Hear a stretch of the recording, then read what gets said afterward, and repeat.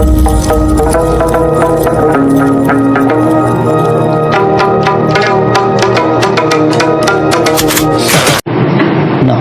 ونصلي على رسوله الكريم اما بعد قال النبي صلى الله عليه وسلم انما الاعمال بالنيات وانما لكل امرئ ما نوى فمن كانت هجرته الى الله ورسوله فهجرته الى الله ورسوله ومن كانت هجرته الى دنيا يصيبها او الى امرأة ينكحها فهجرته الى ما هاجر اليه صدق رسوله النبي الكريم.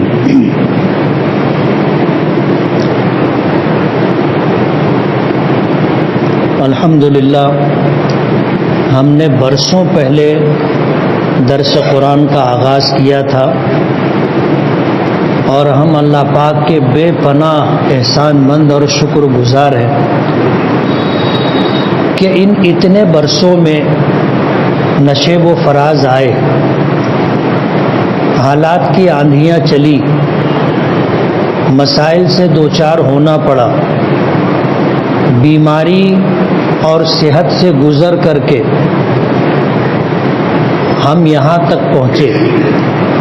اللہ پاک کا احسان ہے، 30-35 سال کا زمانہ کم نہیں ہوتا، لیکن اللہ نے اتنا موقع دیا کہ ہم نے قرآن کریم کے درس کا آغاز کیا تھا اور اللہ کے فضل و کرم سے اس کی تکمیل بھی ہوگی، ورنہ ایسا بھی ممکن تھا کہ درمیان میں وقت تو پورا ہو جاتا، اللہ پاک کی طرف سے بلانا آ جاتا تو جانا پڑتا۔ دنیا کی کوئی طاقت اللہ کے فیصلے کو بدل نہیں سکتی، اس لیے ہم اللہ رب العالمین کے بے پناہ شکر گزار ہیں۔ ہمیں اللہ تعالیٰ کی رحیم و کریم ذات سے امید ہے کہ اللہ نے فضل فرمایا اور یہ نیک کام ہم سے اور آپ سے اللہ نے کروایا، اب اللہ اسے اپنے فضل و کرم سے قبول بھی فرما لے۔ درس قرآن کی تکمیل کے موقع پر جو حالات رہے آپ کو پتہ ہے، ہمارے ساتھیوں کی، آپ لوگوں کی رائے مختلف رہی کہ درس قرآن کا دوبارہ آغاز کیا جائے یا درس حدیث شروع کی جائے۔ ہمارے ساتھیوں میں سے بہت سارے لوگوں کی رائے اور ان کا تقاضا یہ تھا کہ درس قرآن تو پورے شہر میں ہو رہا ہے اور شہر کی بہت ساری مسجدوں میں الحمدللہ 200 سے زائد مسجدوں میں درس قرآن کی مجلس منعقد ہوتی ہے، امام صاحب یا کوئی عالم دین قرآن پاک کا درس دیتا ہے، لیکن اپنے شہر میں کسی مسجد میں درس حدیث کی کوئی مجلس نہیں ہوتی۔ قرآن کریم ہو یا نبی کریم صلی اللہ علیہ وسلم کے ارشادات ہوں، ہمارے لیے دونوں چیزیں بنیادی حیثیت رکھتی۔ نبی کریم صلی اللہ علیہ وسلم کا فرمان مبارک ہے کہ ترکت فیکم ثقلین لن تضلوا ما تمسکتم بہما، کہ میں تم میں 2 وزندار چیزیں چھوڑ کر کے جا رہا ہوں، جب تک تم ان دونوں کو مضبوطی سے تھامے رہو گے ہرگز تم گمراہ نہیں ہوگے۔ اور فرمایا ایک تو ہے اللہ کی کتاب، کتاب اللہ و سنتی، اللہ کی کتاب اور میری سنتیں یعنی میری حدیثیں۔ قرآن کریم کا درس الحمدللہ ہم نے مکمل کیا۔ پورے شہر میں درس حدیث کا کہیں سلسلہ نہیں ہے، اس لیے اکثر لوگوں کی رائے کے پیش نظر درس حدیث کا سلسلہ ہم شروع کر رہے ہیں۔ ابھی میں نے ایک حدیث پڑھی ہے جسے امام بخاری رحمۃ اللہ علیہ نے اپنی کتاب بخاری شریف میں 1 نمبر پر ذکر کیا، جس کا ترجمہ یہ ہے کہ تمام اعمال کا دار و مدار نیتوں پر ہے۔ یہ پہلا جملہ ہے حدیث پاک کا، انما الاعمال بالنیات، تمام اعمال کا دار و مدار نیتوں پر ہے۔ دوسرا جملہ ہے حدیث پاک کا وَإِنَّمَا لِكُلِّ امْرِئٍ مَّا نَوَىٰ، جس جس شخص کی جو نیت ہوگی اس کو وہی ملے گا. جس شخص کی جو نیت ہوگی اس کو وہی ملے گا. پھر نبی کریم صلی اللہ علیہ وسلم نے مثالوں کے ذریعے ایک بات ذکر فرمائی. فرمایا کہ کسی شخص نے اگر ہجرت اللہ اس کے رسول کی طرف کی ہے تو اس کی ہجرت اللہ اس کے رسول کی طرف ہے. اور کسی شخص نے اگر ہجرت دنیا حاصل کرنے کے لیے یا کسی عورت سے نکاح کرنے کے لیے کی ہے تو اس کی ہجرت اسی چیز کی طرف ہے جس چیز کی طرف اس نے ہجرت کی. یعنی دنیا کمانے کے لیے، مال حاصل کرنے کے لیے اس نے وطن چھوڑا ہے تو اس کی ہجرت اور وطن کا چھوڑنا مال کی طرف ہے. اگر کسی خاتون سے نکاح کرنے کے لیے اس نے وطن چھوڑا ہے تو اس کا وطن چھوڑنا، اس کی ہجرت اس عورت کی طرف ہے، اللہ اس کے رسول کی طرف نہیں. کسی بھی عمل کا آغاز آدمی کے ارادے اور نیت سے ہوتا ہے. آدمی پہلے ارادہ کرتا ہے کہ مجھ کو یہ کام کرنا ہے، اس کی نیت ہوتی ہے کہ مجھے یہ کرنا ہے. کسی بھی عمل کا آغاز اور اس کی شروعات نیت اور ارادے سے ہوتی ہے. اور نبی کریم صلی اللہ علیہ وسلم نے فرمایا کہ عمل چاہے کتنا ہی اچھا کیوں نہ ہو، اگر نیت اچھی نہیں ہے تو وہ عمل اجر و ثواب سے خالی ہے. اور اس عمل پر اجر و ثواب ملنا تو دور کی بات ہے، تم نے جو نیت کی ہے اللہ اس کے رسول سے، اللہ سے اجر کے علاوہ آپ نے جو نیت کی ہے اس کا ملنا موہوم ہے. ضروری نہیں ہے کہ جو تم نے نیت کی ہے وہ مل ہی جائے. مثال کے طور پر ایک آدمی 2 رکعت نماز پڑھے نفل اور اس کی نیت یہ ہو کہ اللہ تعالیٰ مجھے 1,00,000 روپیہ دے دے تو ملے گا. نماز عبادت ہے اور اس عبادت سے آدمی کا مقصود اللہ سے اجر لینا ہے، اللہ کی رضا حاصل کرنا ہے. مال تو نصیب سے ملتا ہے، مال تو نصیب سے ملتا ہے. ہر عمل کی کوئی نہ کوئی برکت ہوتی ہے، مگر شرط یہ ہے کہ نیت صحیح ہو. آدمی عمل کرے گا، اچھی نیت کے ساتھ اس کو عمل کرنا چاہیے. جب اچھی نیت کے ساتھ وہ عمل کرے گا تو اس کو اجر ملے گا. لیکن اس عمل کے کرنے کی وجہ سے جو خیرات و برکات ہے وہ نفع میں ملے گی، وہ مقصود نہیں ہے. مقصود تو اللہ سے اجر لینا ہے، لیکن اس کی برکت سے ہمیں دوسری چیزیں بھی ملتی ہے. جیسے حضرت عبداللہ ابن مسعود رضی اللہ تعالی عنہ فرماتے ہیں کہ میں اپنی بیٹیوں کو ہمیشہ اس بات کی نصیحت کرتا تھا کہ تم روزانہ شام میں سورہ واقعہ کی تلاوت کیا کرو. سورہ واقعہ سورہ رحمان 27ویں پارے کے بعد ایک سورت ہے، اور اس سورت کی تلاوت کی تاثیر اور اس کی برکت یہ ہے کہ انشاءاللہ کبھی فقر و فاقے کی نوبت نہیں آئے گی. کبھی فقر و فاقے کی نوبت نہیں آئے گی، کبھی بھوکا نہیں سونا پڑے گا. اس سورت کی تلاوت کی برکت سے انشاءاللہ ہمیں رزق ملے گا اور ہم بھوکے نہیں رہیں گے، محروم نہیں رہیں گے. لیکن سورہ واقعہ کی تلاوت اس نیت سے کرنا کہ ہم پر کبھی فقر و فاقہ نہ آئے، یہ بڑے اجر کو چھوڑ کر کے آدمی ایک دنیاوی فائدے کی نیت کر رہا ہے. بعض علماء نے لکھا ہے کہ سورہ واقعہ ضرور پڑھنا چاہیے اور روزانہ شام میں اس کی تلاوت کرنا چاہیے.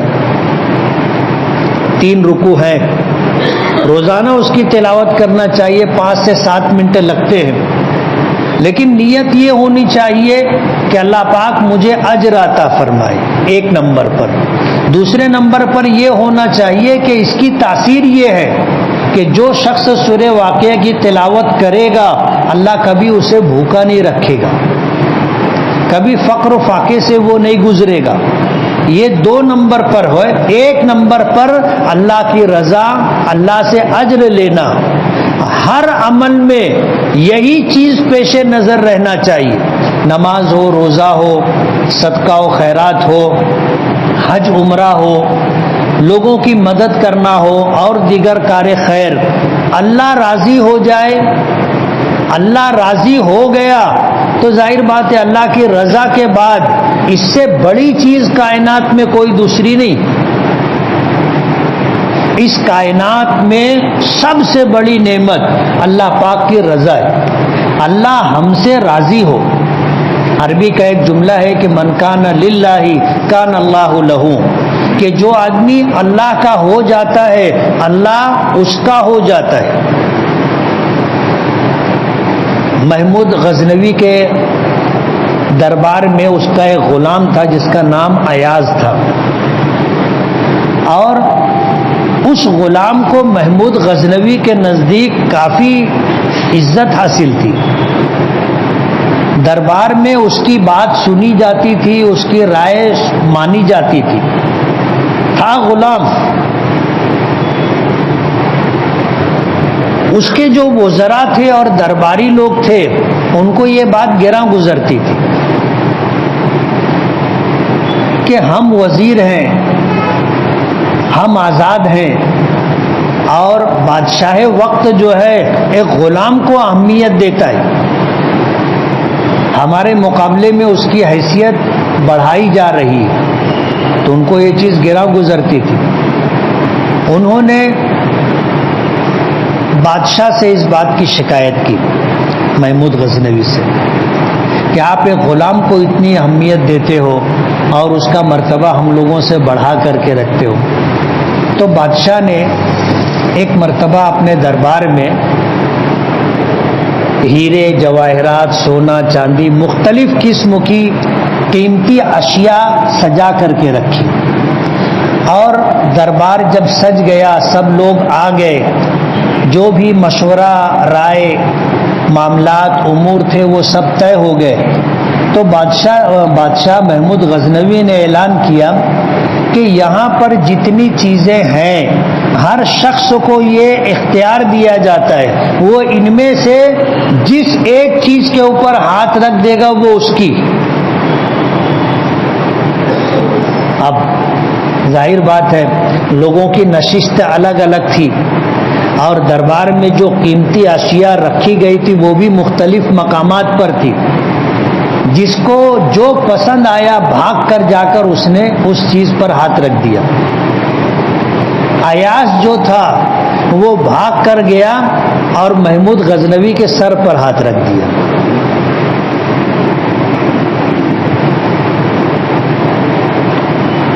اب ظاہر بات ہے جس نے جس کے اوپر ہاتھ رکھ دیا وہ چیز اس کی. لوگ حیران ہو گئے.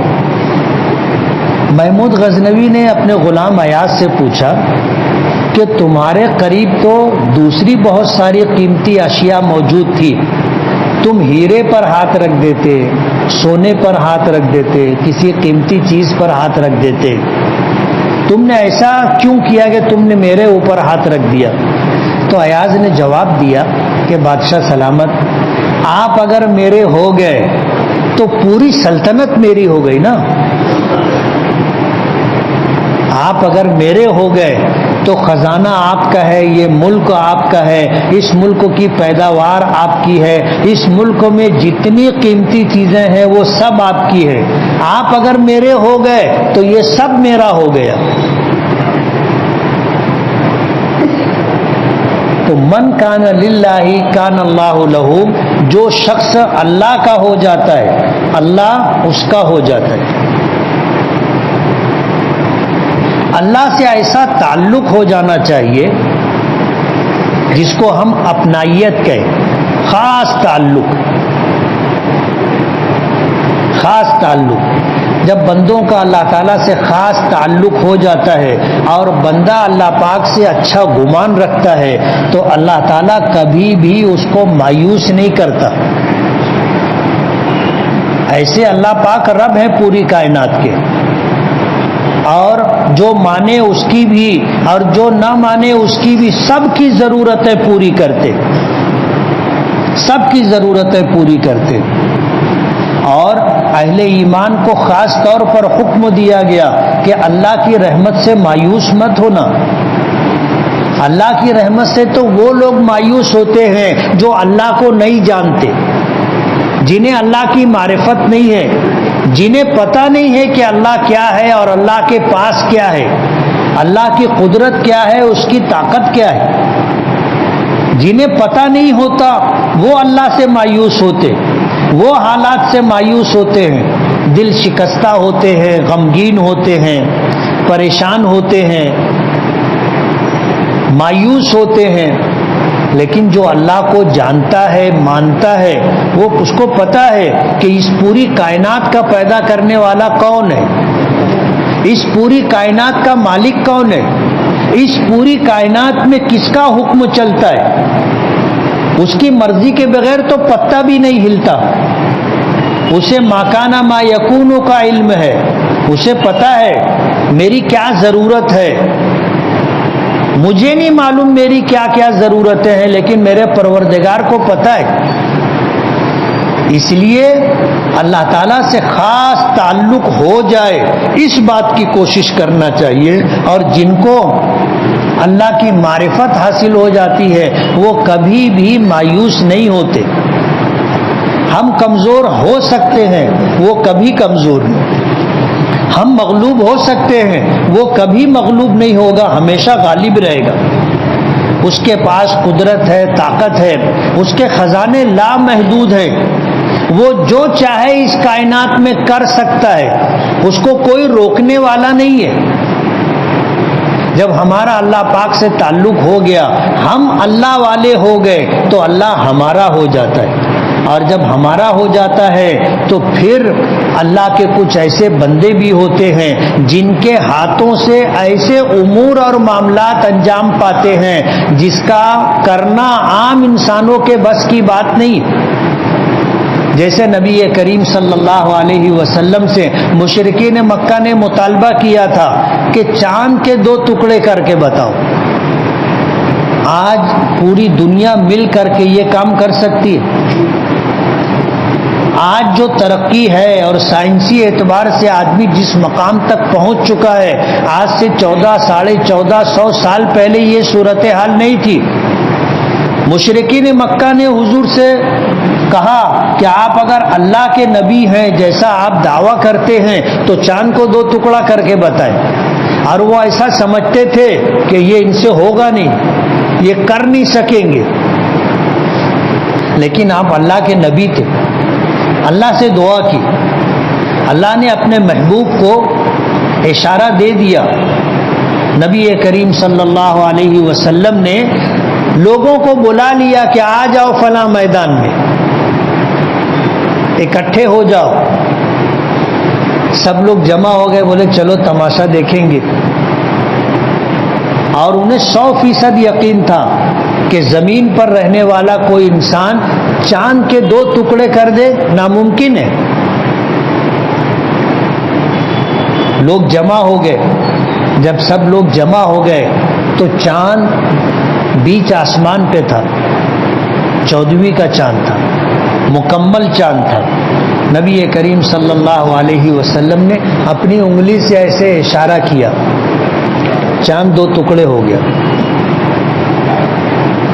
اور ایسا نہیں کہ جو لوگ اس میدان میں جمع تھے صرف انہوں نے ہی دیکھا ہو، ایسا نہیں، پوری دنیا میں دیکھا گیا نا. جہاں جہاں لوگ چاند کو دیکھ رہے تھے ان لوگوں نے دیکھا کہ چاند کے 2 ٹکڑے ہو گئے. اس کے بعد پھر چاند آ کر مکمل ہو گیا. انبیاء کرام علیہم الصلاۃ والسلام کے ذریعے اگر اس طرح کوئی معاملہ وقوع پذیر ہو جس کا کرنا انسانوں کے لیے ناممکن ہو تو اس کو معجزہ کہا جاتا ہے۔ معجزہ جس کو انجام دینے سے، جس کے کرنے سے دنیا عاجز ہو، ایسی چیز جو سب کو عاجز کر دے اس کو معجزہ کہتے ہیں۔ اگر نبی کے ہاتھ سے ایسا کچھ ہو، خرق عادت، چاند ٹکڑے نہیں ہوتا۔ کبھی جب سے چاند بنایا گیا اس وقت سے لے کر حضور کے زمانے تک کبھی چاند کے دو ٹکڑے نہیں ہوئے، اور اس کے بعد سے قیامت تک چاند کے دو ٹکڑے نہیں ہوں گے۔ حضور کے اشارے پر اللہ نے چاند کے دو ٹکڑے کر دیے تھے۔ تو یہ کام پوری دنیا کو عاجز کرنے والا ہے، اس لیے اس کو معجزہ کہتے ہیں۔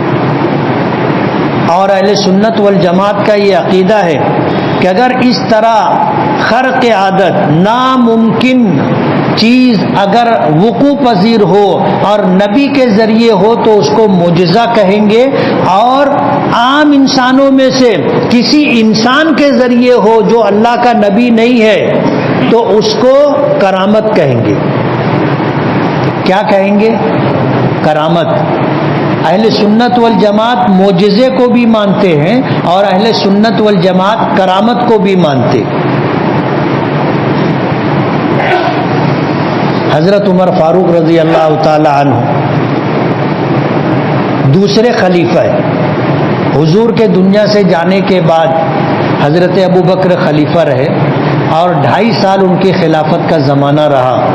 حضرت ابو بکر کے بعد انہوں نے حضرت عمر کو خلیفہ بنایا، حضرت عمر کو۔ تو حضرت عمر جو ہے 10 سال خلیفہ رہے۔ انہوں نے ایک مرتبہ ایک لشکر روانہ کیا اور اس پر امیر ساریہ نامی ایک صحابی کو بنایا۔ اب یہ لشکر گیا، جمعہ کا دن تھا، حضرت عمر فاروق رضی اللہ تعالی عنہ ممبر نبوی پر کھڑے ہو کر کے خطبہ دے رہے تھے۔ دوران خطبہ آپ کی زبان مبارک سے ایک جملہ نکلا، یا ساریہ الجبل، یا ساریہ الجبل، یا ساریہ الجبل۔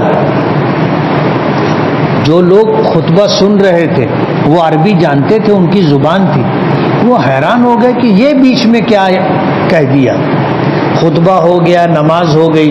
لوگوں نے حضرت عمر سے پوچھا کہ امیر المومنین، آپ نے ایک جملہ درمیان میں کہا یا ساریہ الجبل، یہ کیا ہے؟ تو کہنے لگے کہ اللہ نے میرے لیے جس لشکر کو میں نے روانہ کیا اور اس پر امیر میں نے ساریہ کو مقرر کیا تھا، اس لشکر کے پیچھے پہاڑ تھا اور پہاڑ کے پیچھے دشمن ایک بڑی طاقت لے کر کے پیچھے سے حملہ کرنے کا پروگرام بنایا تھا۔ مجھے اللہ نے یہ چیز دکھائی اور وہ ہزاروں میل کے فاصلے پر تھا۔ حضرت عمر کو اللہ نے دکھایا اور حضرت عمر نے امیر لشکر کو کہا، اے ساریہ پہاڑ کے پیچھے دیکھو، اے ساریہ پہاڑ کے پیچھے دیکھو۔ 3 مرتبہ یہ بات کہی۔ اللہ تعالیٰ نے حضرت عمر کی یہ آواز اس امیر لشکر ساریہ کے کانوں تک پہنچائی۔ جب یہ آواز انہوں نے سنی تو چونک گئے، اور پیچھے جب انہوں نے دیکھا تو جو لشکر حملہ کرنے والا تھا، گھات لگا کر کے دھوکے سے حملہ کرنے والا تھا، حضرت ساریہ کو دکھ گیا۔ حضرت ساریہ نے اپنا بچاؤ کر لیا، پورا لشکر محفوظ رہا۔ جب یہ لشکر واپس آیا تو لوگوں نے حضرت ساریہ سے پوچھا کہ یہاں ایسا ایسا واقعہ پیش آیا تھا، تم گئے تھے، کیا ہوا تھا؟ تو وہ کہنے لگے کہ حالات ہمیں معلوم نہیں تھے، اچانک ہمیں حضرت عمر کی آواز سنائی دی کہ اے ساریہ پہاڑ کی طرف دیکھو۔ جب یہ آواز آئی تو ہم نے پہاڑ کی طرف دیکھا تو دشمن پیچھے سے حملہ کرنے والا تھا۔ علماء نے لکھا ہے کہ یہ حضور کی امت میں سے ایک آپ کے قریبی دوست کہو، مسلمانوں کے امیر کہو، خلیفہ کہو، ان کے ذریعے یہ چیز وجود میں آئی، اس کو کہیں گے کرامت۔ کیا کہیں گے؟ کرامت۔ آج بھی کرامتیں ہوتی ہیں، آج بھی کرامتیں ہوتی ہیں اور قیامت تک یہ سلسلہ رہے گا۔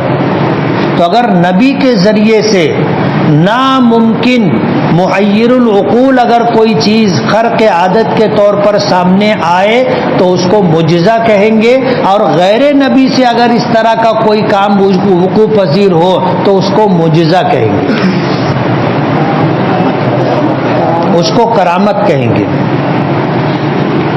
تو کسی بھی عمل کا آغاز نیت اور ارادے سے ہوتا ہے۔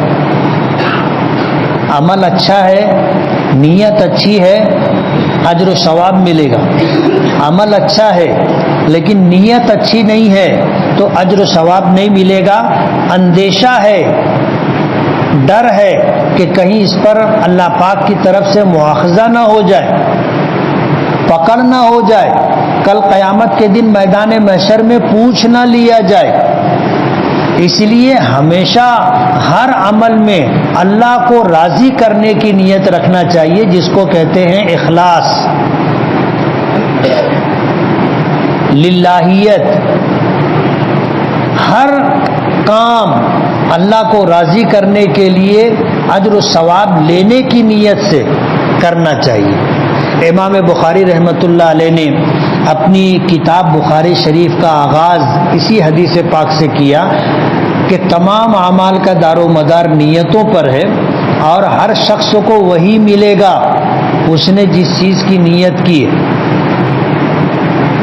پھر مثال کے ذریعے فرمایا کہ اگر اس نے ہجرت کی ہے اللہ اس کے رسول کی طرف تو اسے ہجرت کا ثواب ملے گا۔ اور حدیث پاک میں آتا ہے الہجرت تہدم ما کان قبل، کہ اگر کسی شخص نے اپنا دین بچانے کے لیے ہجرت کی، جیسے لوگوں نے مکے سے مدینے کی طرف ہجرت کی تھی، تو ان کا یہ عمل ماضی کے تمام گناہوں کو مٹا دے گا اور ختم کر دے گا۔ اور اگر کسی نے ہجرت کی، جیسے ایک شخص کے متعلق آتا ہے کہ انہوں نے مدینہ منورہ میں ایک عورت کو نکاح کا پیغام دیا تھا، وہ مسلمان خاتون تھی اور وہ ہجرت کر کے مدینہ چلی گئی تھی۔ جب مکے میں رہنے والے شخص نے نکاح کا پیغام دیا تو اس نے کہا کہ اگر تم ہجرت کر کے مدینہ آ جاؤ گے تو میں تم سے نکاح کر لوں گی، میں مکہ واپس نہیں آؤں گی۔ تو اس خاتون سے نکاح کرنے کے لیے اس شخص نے مکہ چھوڑا، وطن چھوڑ کر کے مدینے کا سفر کیا۔ نبی کریم صلی اللہ علیہ وسلم کو اس بات کا علم ہو گیا تو آپ نے یہ حدیث ارشاد فرمائی کہ تمام اعمال کا دار و مدار نیتوں پر ہے، جس شخص نے جس عمل میں جو نیت کی ہوگی اس کو وہی ملے گا۔ اگر اس نے ہجرت اللہ اس کے رسول کی طرف کی ہے تو اس کو اجر و ثواب ملے گا ہجرت کا، اور اگر اس نے ہجرت کسی خاتون سے نکاح کرنے کے لیے کی ہے یا مال مل جائے مال حاصل کرنے کے لیے کی ہے تو اس کی ہجرت مال کی طرف ہے، اس کی ہجرت اس خاتون کی طرف ہے، اللہ اس کے رسول کی طرف نہیں۔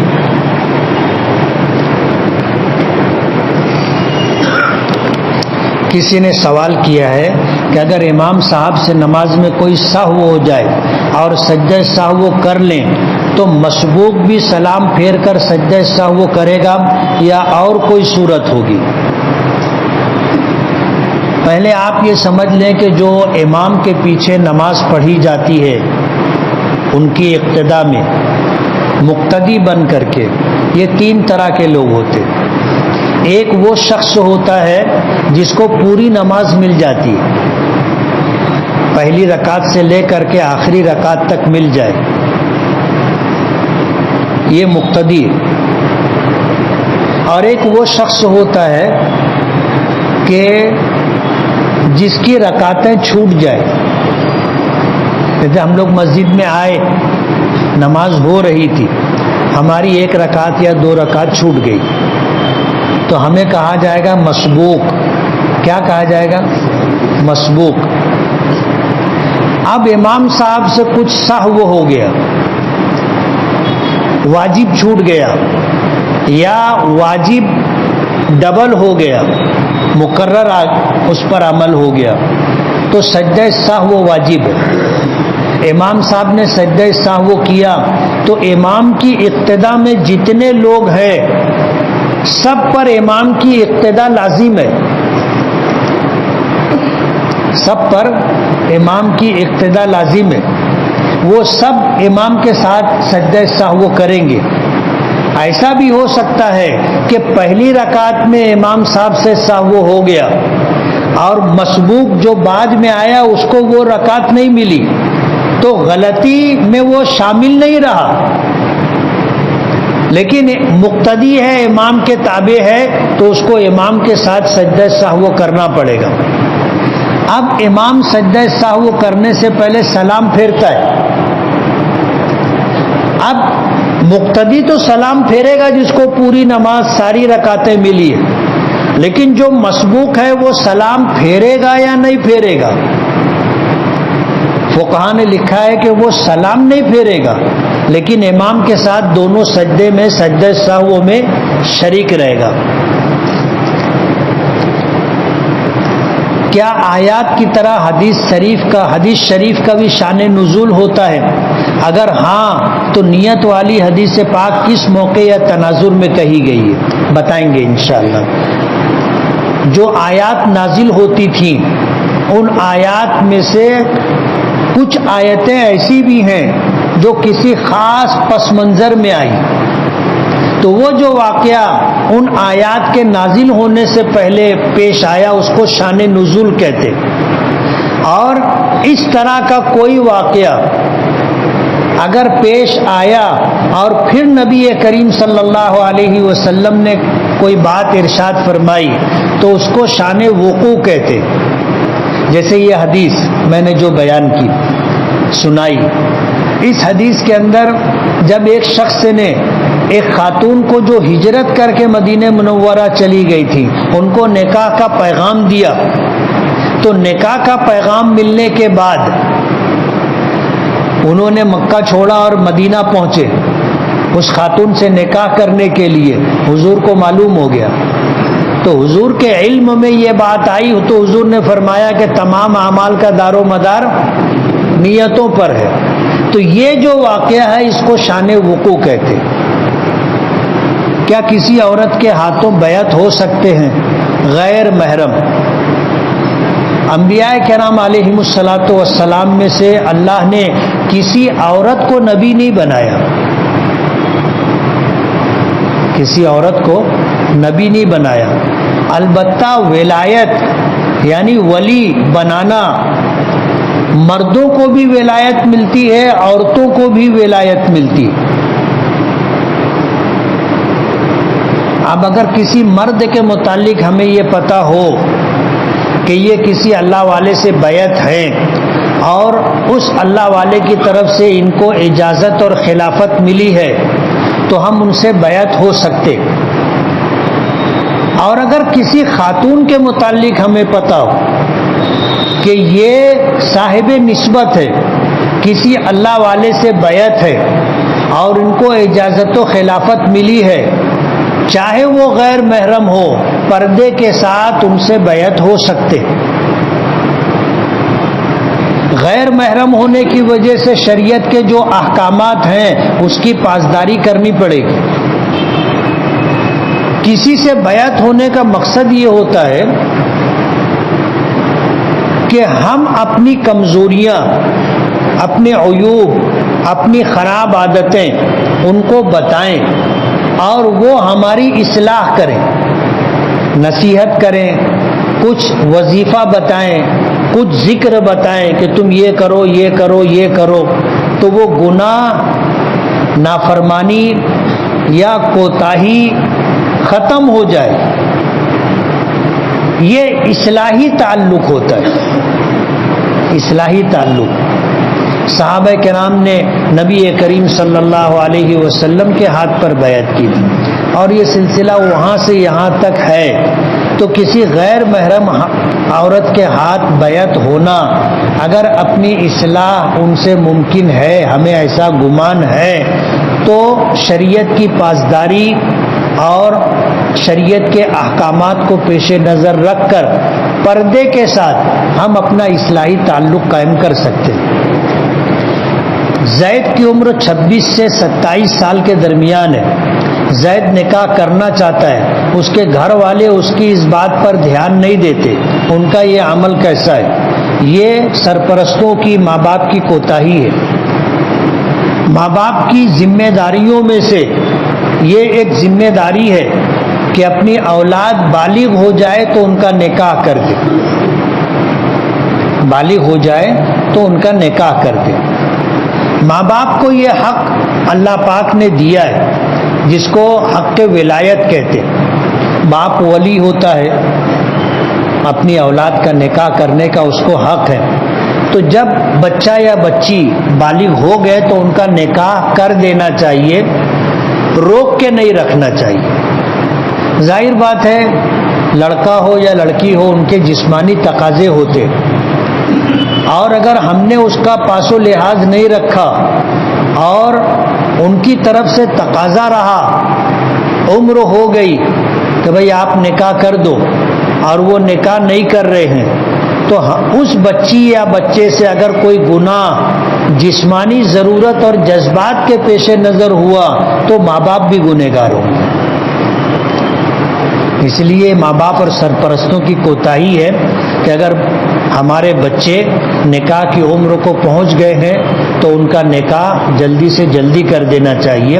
لڑکی کے متعلق آتا ہے کہ وہ بالغ ہو جائے تو اس کا نکاح کر دینا چاہیے، اچھا رشتہ مل جائے تو، اور لڑکا کمانے لگ جائے تو پھر اس کا نکاح کر دینا چاہیے۔ دینی مدارس اور اسکولوں میں جو سالانہ پروگرام ہوتا ہے وہ اکثر عصر کے بعد سے رات 10 بجے تک رہتا ہے، اور چھوٹے معصوم بچے بنا کچھ کھائے پیے بیٹھے رہتے ہیں۔ کیا یہ مناسب ہے؟ یہ تو آپ بھی سمجھتے ہو نا کہ مناسب ہے کہ نہیں مناسب ہے۔ ظاہر بات ہے، بچوں کو آپ پروگرام کے نام پر روک کے رکھیں اور بھوکا ان کو رکھیں، یہ مناسب نہیں۔ کھانے کی دعوت آتی ہے، خود نہ جاتے ہوئے کسی دوسرے کو کھانے کے لیے بھیج سکتے ہیں کہ نہیں؟ نہیں بھیج سکتے۔ دعوت دینے والے نے جس کو دعوت دی ہے وہی جانے کا حق رکھتا ہے، دعوت کھانے کا حق رکھتا ہے۔ آپ کو یہ اختیار نہیں ہے کہ آپ نہ جائیں اور کسی اور کو بھیج دیں، اس میں وکالت نہیں چلتی۔ آپ خود جاؤ اور نہیں جا سکے تو معذرت کر لو، کوئی بات نہیں۔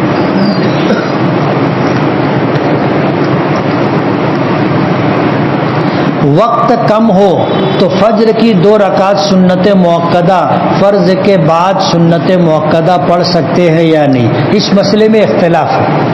بعض ائمہ اس کی اجازت دیتے ہیں، بعض ائمہ اس کو مکروہ قرار دیتے ہیں۔ امام اعظم ابو حنیفہ رحمۃ اللہ علیہ کے یہاں اس کی اجازت نہیں، اور اگر کوئی پڑھے گا تو سنت نہیں کہلائے گی وہ نماز، بلکہ نفل کہلائے گی۔ گھڑی کو کس ہاتھ میں پہننا چاہیے، سیدھے ہاتھ میں یا الٹے ہاتھ میں؟ بہت سارے لوگ الٹے ہاتھ میں پہنتے ہیں اور آپ سیدھے ہاتھ میں پہنتے ہیں۔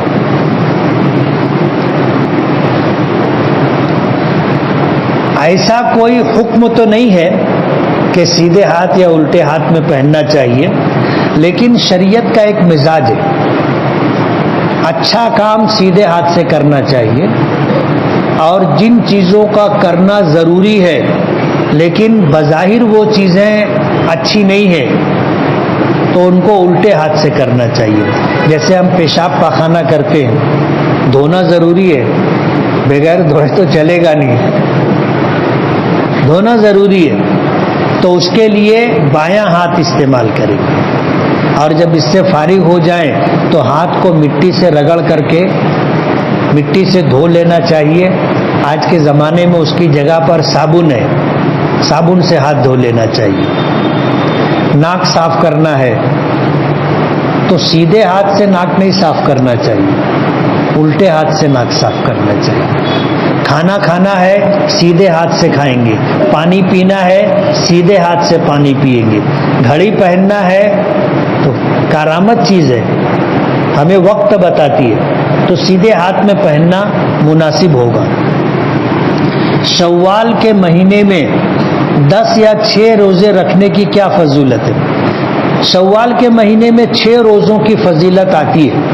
نبی کریم صلی اللہ علیہ وسلم نے فرمایا کہ اللہ پاک کا ارشاد ہے، من جاء بالحسنۃ فلہ عشر امثالھا ومن جاء بالسیئۃ فلا یجزی الا مثلھا، کہ اگر کوئی آدمی کوئی نیکی کرے گا تو ہم اس کو 10 گنا اجر دیں گے، اور اگر کوئی گناہ کرے گا تو اس کو اس کے گناہ کے بقدر اس کی برائی کے بقدر، نافرمانی کے بقدر اس کا گناہ لکھا جائے گا۔ گناہ میں اضافہ اللہ پاک کی طرف سے نہیں ہوگا۔ رمضان کے مہینے بھر روزہ ہم رکھتے ہیں، رمضان کا مہینہ 29 کا بھی ہوتا ہے، 30 کا بھی ہوتا ہے، لیکن جو آدمی رمضان کا پورا مہینہ روزہ رکھے گا اس کو اللہ پاک 10 گنا اجر عطا کریں گے۔ اب اگر 29 کا مہینہ ہوا اور 10 گنا اجر ملا تو 290 دن ہوں گے، لیکن اللہ اپنے فضل سے اسے 300 دن کا اجر عطا کرے گا۔ حضور نے فرمایا کہ رمضان گزرنے کے بعد شوال کے مہینے میں 6 روزے رکھ لے تو 6 دہائی 60، ادھر 300 اور یہ 60، کتنے ہو گئے؟ 360۔ اور قمری تاریخ کے اعتبار سے سال کے دن ہوتے ہیں 359 یا 360۔ تو حضور نے فرمایا جو شوال کے 6 روزے رکھ لے گا گویا اس نے رمضان کے روزے اور شوال کے روزے رکھ کر کے سال بھر اس نے روزے رکھے، اللہ اتنا اجر دے گا۔ اس لیے سب کو شوال کے 6 روزے رکھنا چاہیے کہ ہم نے رمضان کے 30 روزے رکھے، 29 روزے رکھے، اللہ اپنے فضل سے ہمیں 300 دنوں کا اجر دیں گے۔ اب سال کے جو 60 دن باقی رہ گئے ہیں شوال میں 6 روزے رکھ لیں گے تو 10 گنا ہو کر کے وہ 60 ہو جائیں گے، تو ہمیں پورا سال روزہ رکھنے کا ثواب اللہ پاک عطا کریں گے۔ بسم اللہ الرحمن الرحیم۔